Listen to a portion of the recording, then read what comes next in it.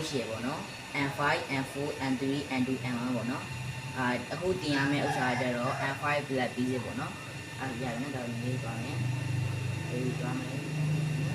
ဒီမှာပေါ့နော်ဒီကံဖတ်သိနေဆိုရင်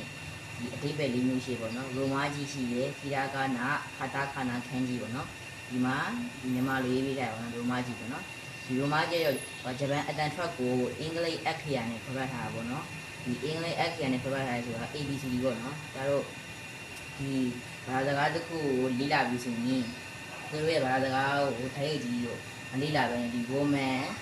အင်္ဂလိပ်စကားလုံးနဲ့ပေါ်ပြပြီးတော့အနည်းဆက်ပေါ့နော်ဘာသာဟိုဒီသူတို့ရဲ့ဒီနိုင်ငံမူရင်းအတန်ထွက်တီကိုဒီ woman အင်္ဂလိပ်စကားလုံးနဲ့အနည်းဆက်ဆုံးပေါ့နော်ဖတ်ထားပါပေါ့နော်ဟုတ်ကဲ့ဒီမကြီးနားလည်းပြရပြဟုတ်ကဲ့